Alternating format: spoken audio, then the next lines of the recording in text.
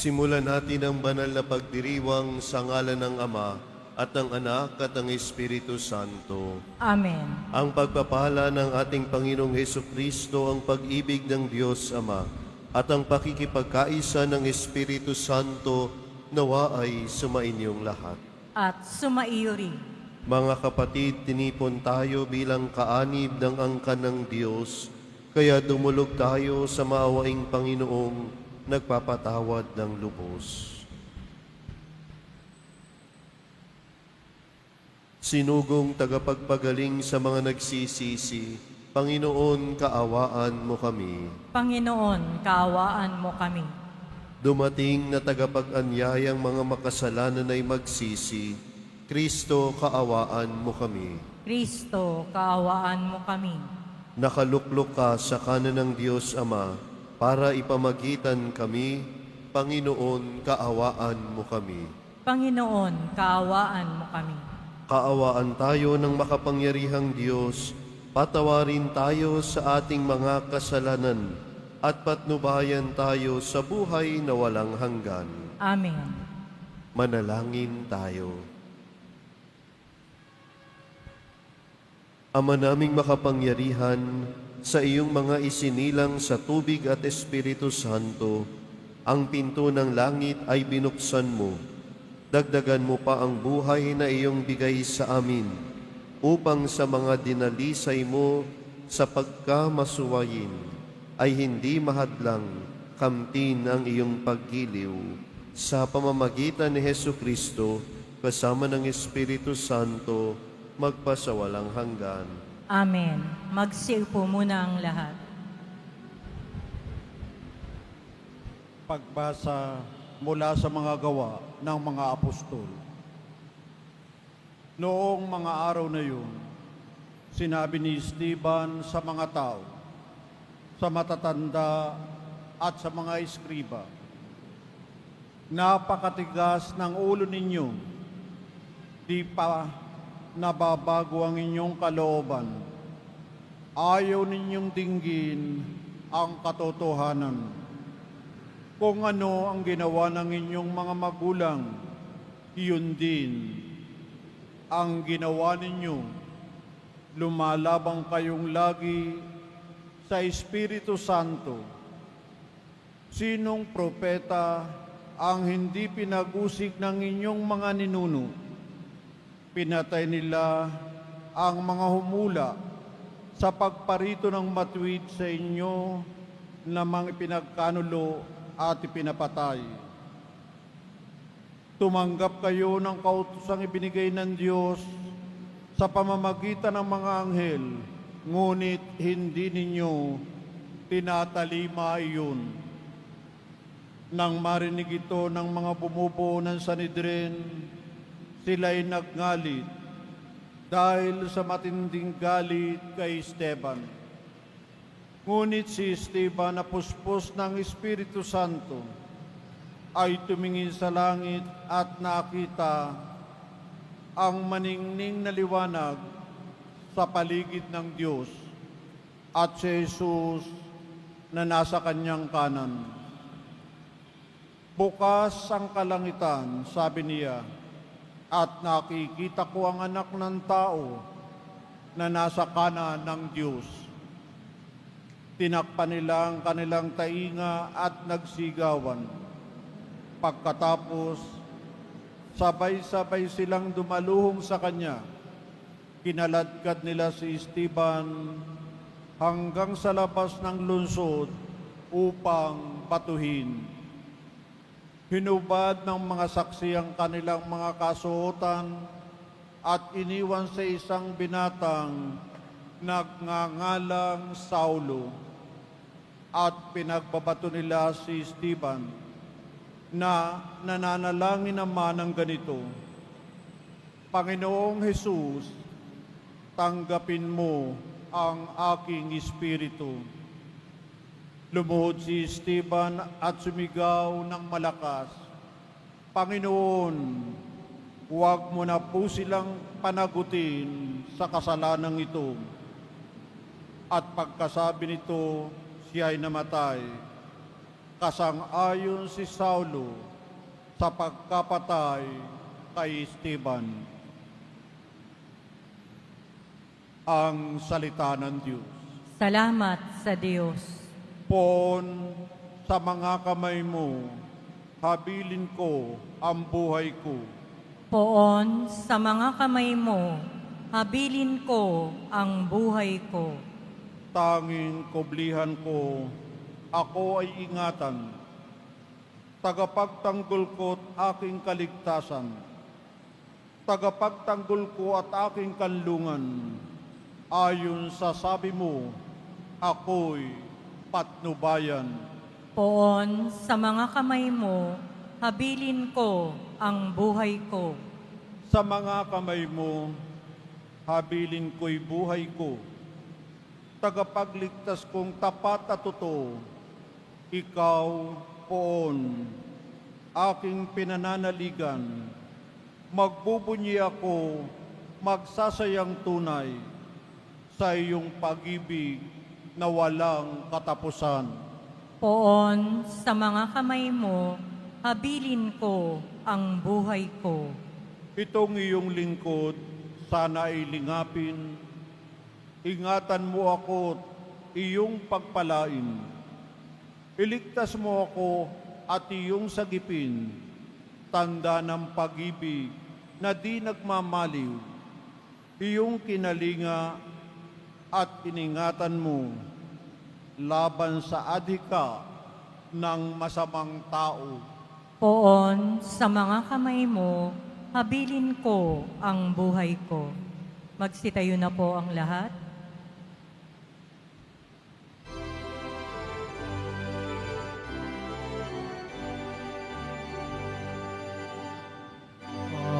Hallelujah,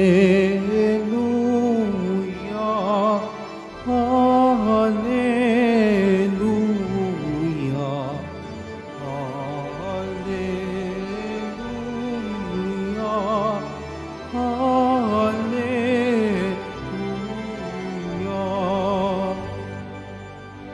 Nagbibigay kasiyang pagkain dulot ay buhay, si Jesus na pong mahal.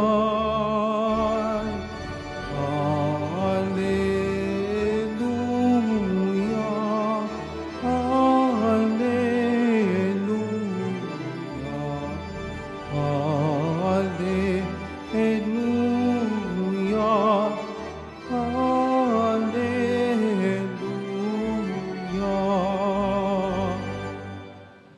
Sumainyo ang Panginoon. At sumaiyo rin. Ang mabuting balita ng Panginoon ayon kay San Juan. Papuri sa iyo, Panginoon. Noong panahong iyon, sinabi ng mga tao kay Jesus, "Ano pong kababalaghan ang maipapakita ninyo upang manalig kami sa inyo? Ano po ang gagawin ninyo?" Tanong nila. Ang aming mga magulang ay kumain ng mana sa ilang ayon sa nasusulat. Sila'y binigyan niya ng pagkain mula sa langit, dugtong pa nila. Sumagot si Jesus, "Dapat ninyong malamang hindi si Moises ang nagbigay sa inyo ng pagkain mula sa langit, kundi ang aking Ama. Siya ang nagbibigay sa inyo ng tunay na pagkain mula sa langit. Sapagkat ang pagkaing bigay ng Diyos ay yaong bumaba mula sa langit at nagbibigay buhay sa sanlibutan."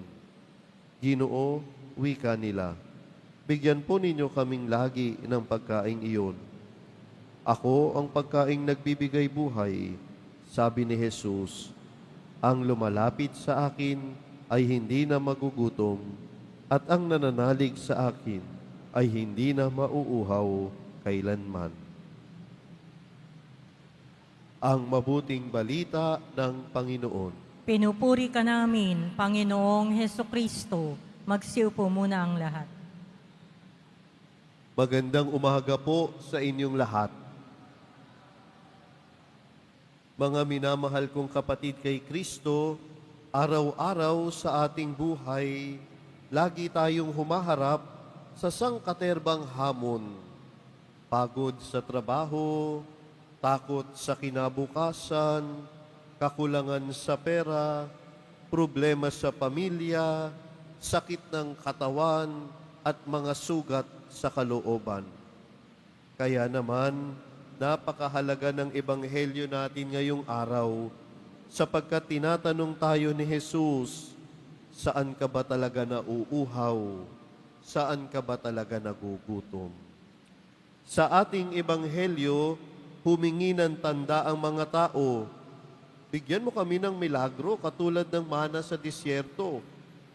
Noon, binigyan ng Diyos ang mga Israelita ng tinapay mula sa langit upang hindi sila magutom habang nasa gitna ng disyerto. At ngayon, tila sinasabi ng mga tao kay Jesus, gawin mo rin sa amin at maniniwala kami. Pero ano ang sagot ni Jesus? Hindi si Moises ang nagbigay sa inyo ng tinapay, kundi ang Diyos mismo. At ngayon ako ang tunay na tinapay ng buhay. Ako ang bumaba mula sa langit upang bigyan kayo ng buhay na walang hanggan. Napakalalim ng sagot ni Jesus.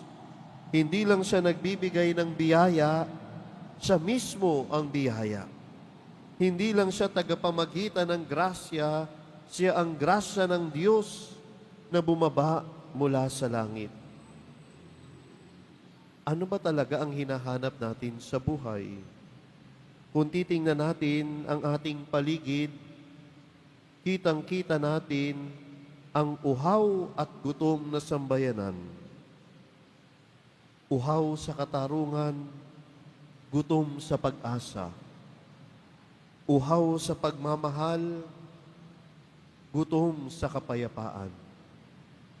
May ilan sa atin na napapagod na sa dami ng responsibilidad. May mga ina na araw-araw nagsusumikap para may maipakain sa kanilang mga anak. May mga kabataan na nagtatanong, may pag-asa pa ba ang buhay? May mga nakatatanda na umiiyak sa katahimikan sapagkat pakiramdam nila nakalimutan na sila ng lipunan. Pero ngayong araw, narinig natin mula sa mismong labi ni Jesus, ako ang tinapay ng buhay. Ang lumalapit sa akin ay hindi na magugutom. Ang nananalig sa akin ay hindi na mauuhaw. Hindi tinapay na nabubulok ang inaalok ni Jesus, kundi tinapay ng buhay na walang hanggan. Hindi tubig na natutuyo, kundi tubig ng Espiritu na bumubuhos sa ating kaluluwa. Ang simbahan natin dito ay tahanan ng debosyon. Libo-libong tao ang lumalapit sa Poong Nazareno. Araw-araw may nagro-rosaryo, naglalakad ng paluhod, nagpapamisa at nagsisimba. Pero tanungin natin ang ating sarili, hinahanap ko ba talaga si Jesus, ang tinapay ng buhay? O baka minsan para tayong mga tao sa Ebanghelyo na ang gusto lang ng tanda o milagro, pero ayaw manampalataya, ayaw sumunod. Alam po ninyo, sa monasteryo, kapag may bagong postulant, isang tao na nais maging monghe, tatanungin siya ng abot. Sasabihin sa kanya ng abot, ano ang hinahanap mo? Sasagot yung isang postulant, hinahanap ko ang Diyos sa komunidad. Napakasimple, ngunit napakalalim. Ang Diyos ay matatagpuan sa simpleng pamumuhay, sa panalangin, sa paggawa, at sa kapwa. Hindi natin siya kailangang hanapin sa malalayong lugar. Matatagpuan natin ang Diyos sa ating kapwa, sa ating simbahan, sa ating pamilya, sa ating panalangin, maging sa ating pagdurusa. Kaya mga kapatid, hanapin natin ang Diyos, hindi lang sa himala, kundi sa Eucharistia, sa pagbasa ng salita ng Diyos, sa pagsisilbi sa kapwa, sa katahimikan ng puso, at sa pananampalatayang totoo. Habang tayo'y lumalapit sa banal na komunyon ngayon, tanggapin natin si Jesus, hindi lang sa ating mga kamay, kundi sa ating puso, sa ating mga desisyon at sa ating buhay. Siya ang tinapay na nagbibigay lakas sa mga ina na napapagod. Siya ang tubig ng buhay para sa mga kabataang nawawala ng direksyon. Siya ang kapayapaan para sa mga mag-asawang may problema. Siya ang pag-asa ng bawat naglalakad sa Quiapo na may dalang panata, luha at pananampalataya. Mga kapatid, mauhaw at magutom tayo kay Jesus. Huwag tayong magsawa sa paghahanap kay Jesus. At habang hinahanap natin si Jesus, matatagpuan natin sa pala ang unang naghahanap sa atin. Poong Jesus, tinapay ng buhay, kami po'y nauuhaw at nagugutom sa iyo. Punuin mo kami ng iyong pag-ibig upang kami rin ay maging tinapay para sa iba. Nang sa lahat ng bagay, ang Diyos ay papurihan. Amen. Magsitayo na po ang lahat.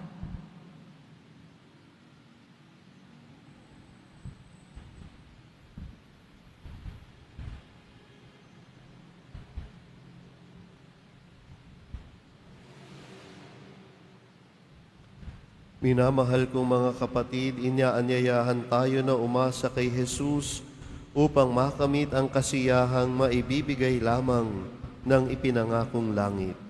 Jesus, tugunan mo ang lahat ng aming gutom at uhaw. Jesus, tugunan mo ang lahat ng aming gutom at uhaw. Ang simbahan naway magsikap na maihatid ang pag-ibig ni Jesus sa lahat ng taong nagugutom sa tinapay ng buhay. Manalangin tayo. Jesus, tugunan mo ang lahat ng aming gutom at uhaw. Atin nawang maunawaan ng presensya ni Kristo sa Eukaristiya ay isang palagiang pagtawag sa atin upang ibahagi ang ating buhay sa lahat ng ating nakakadaupang palad. Manalangin tayo. Jesus, tugunan mo ang lahat ng aming gutom at uhaw. Ang mga nagtitiis ng gutom at pagkauhaw, naway matugunan ni Jesus na siyang ating tinapay. Manalangin tayo. Jesus, tugunan mo ang lahat ng aming gutom at uhaw.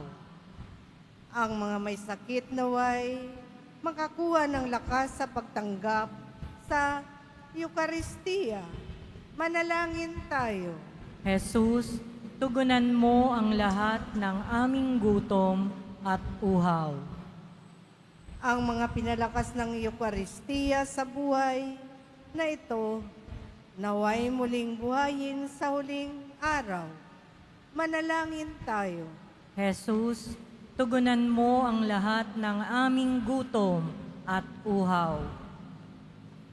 Ipanalangin natin ang mga kabataan nawa ay magkaroon sila ng lakas ng loob upang makatugon sa tawag ng Diyos sa bokasyon ng pagpapari, pagmamadre o pagiging relihiyoso.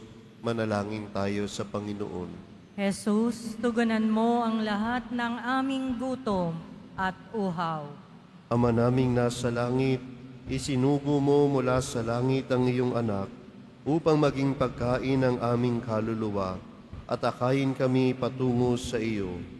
Marapatin mo na sa pamamagitan ng aming pananampalataya kay Jesus na tinapay ng buhay, kami ay laging makasama sa iyo. Inihiling namin ito sa pamamagitan ni Kristo na aming Panginoon. Amen. Magsiupo muna ang lahat.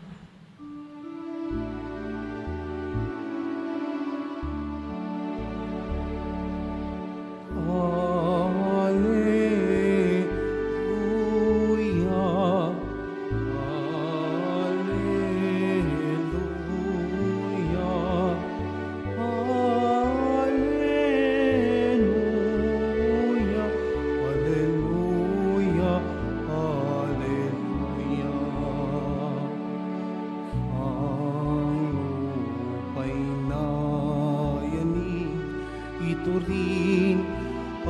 tumahimik, mga puon ay tumindig, bilang hukom natin. Alleluia,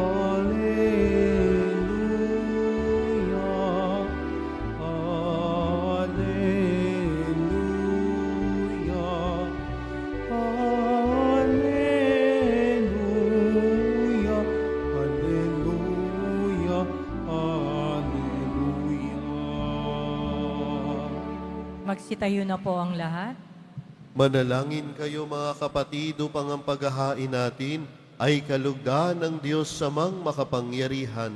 Tanggapin nawa ng Panginoon itong paghahain sa iyong mga kamay, sa kapurihan niya at karangalan, sa ating kapakinabangan at sa buong sambayanan niyang banal.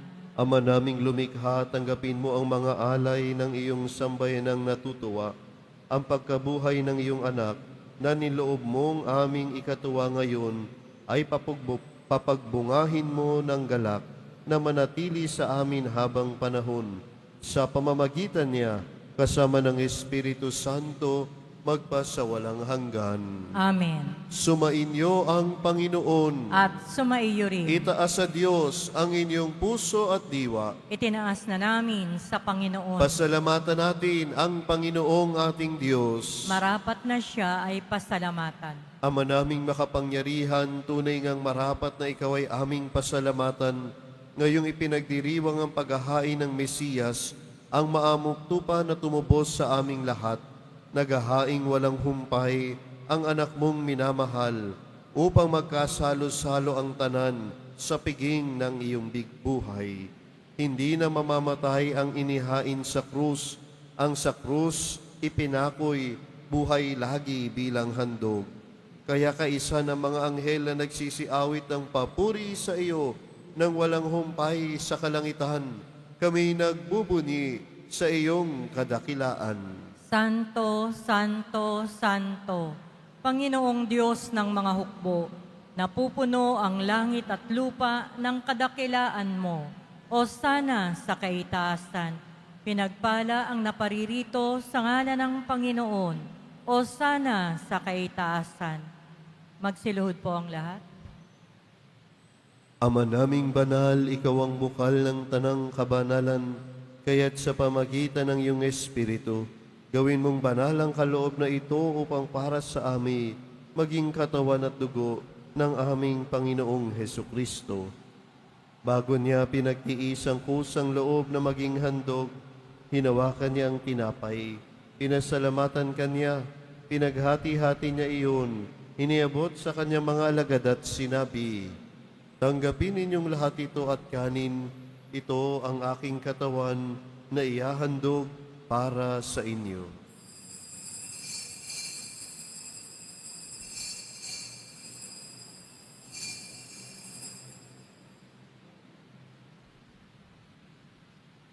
Gayun din naman nung matapos ang hapunan, hinawakan niya ang kalis.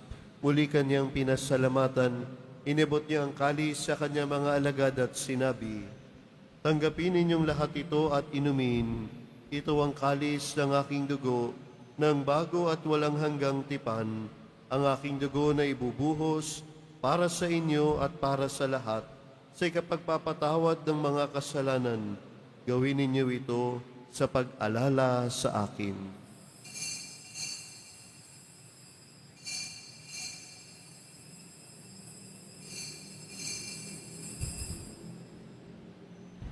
Magsitayo na po ang lahat. Ipagbunyi natin ang misteryo ng pananampalataya. Si Kristo'y namatay, si Kristo'y nabuhay, si Kristo'y babalik sa wakas ng panahon. Ama, ginagawa namin ngayon ang pag-alala sa pagkamatay at uling pagkabuhay ng iyong anak. Kaya tiniaalay namin sa iyo ang tinapay na nagbibigay buhay at ang kalis na nagkakaloob ng kaligtasan. Kami nagpapasalamat dahil kami iyong minarapat at tumayo sa harap mo para maglingkod sa iyo. Isinasamo namin kami magsalo-salo sa katawan at dugo ni Kristo ay mabuklod sa pagkakaisa sa pamamagitan ng Espiritu Santo. Ama, lingapin mong iyong simbahang laganap sa buong daigdig.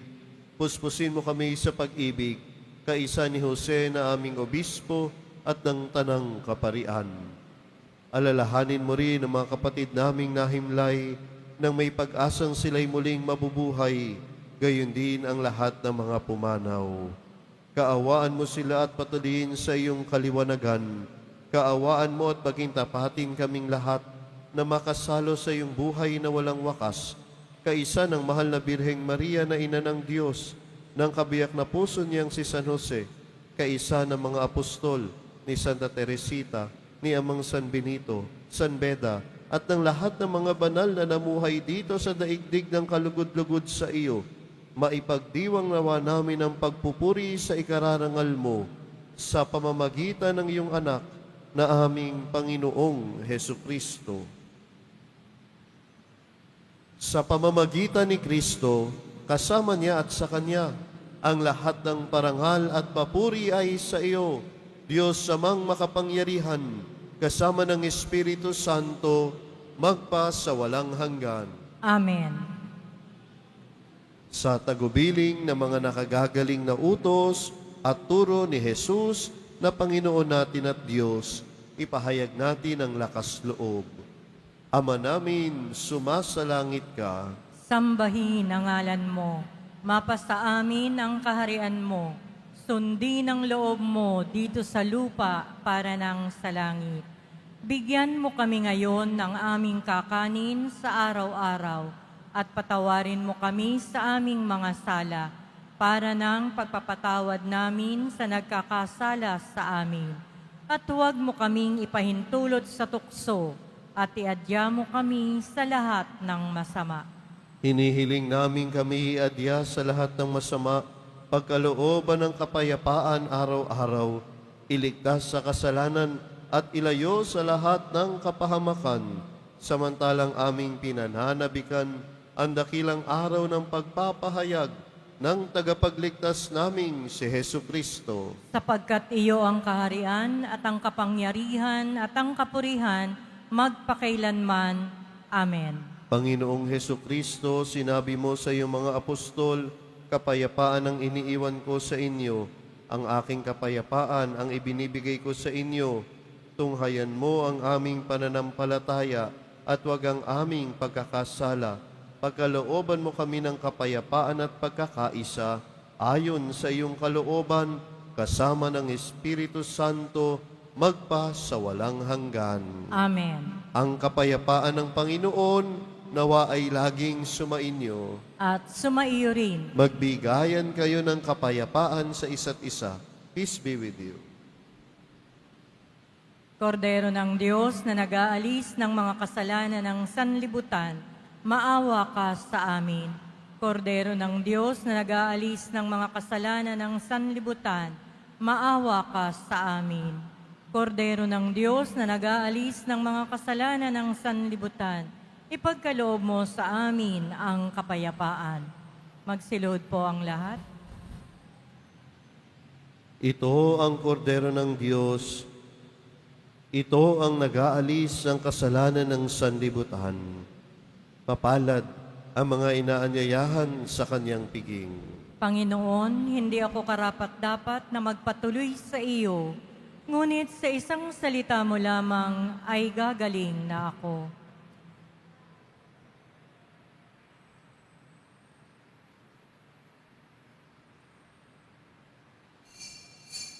Para sa lahat ng tatanggap ng banal na komunyon, sasagot po tayo ng amen pagkasabi ng pari o ng lay minister ng katawan ni Kristo at isubo agad sa bibig bago umalis sa harapan ng pari o lay minister. Sumunod po tayo.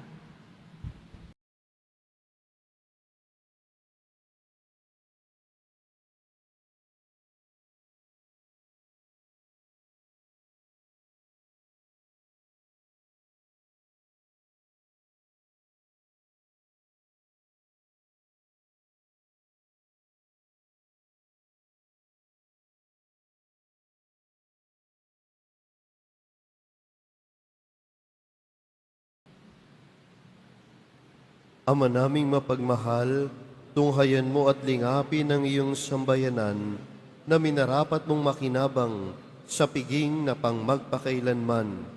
Ipagkaloob mong kami malwalhating makarating sa pagkabuhay na magtatampok sa amin sa iyong piling. Sa pamamagitan ni Jesucristo, kasama ng Espiritu Santo, magpasawalang hanggan. Amen. Sumainyo ang Panginoon. At sumaiyo rin. Mahal na pong Jesus Nazareno, inihayag mo sa pamamagitan ng krus ang walang maliw na pag-ibig ng Diyos sa sangkatauhan. Pakinggan mo ang kahilingan lalo na para sa mga nangangailangan ng iyong tulong at awa. Makamtam nawa namin ang iyong kasagutan na may utang na loob na tinatanaw. Basbasan din po ninyo itong mga imahen at dasalan upang lalo kaming manalangin at magtiwala. Sa pamamagitan ng bendisyon na ito, naway lalo kaming maging mapaglingkod, masunurin at tapat sa iyo na aming malwalhating Panginoon, magpasawalang hanggan. Amen. At pagpalain kayo ng makapangyarihan at mapagmahal na Diyos, Ama, Anak, at Espiritu Santo.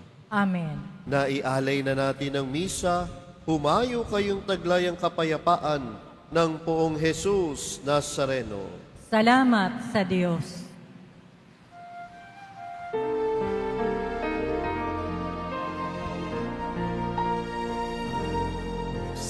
Padre Jesus Nazareno, sinasamba ka namin, pinipinto ka namin, aral mo ang aming buhay at kaligtasan, Nuestro Padre Jesus Nazareno. Tas mo kami sa kasalanan,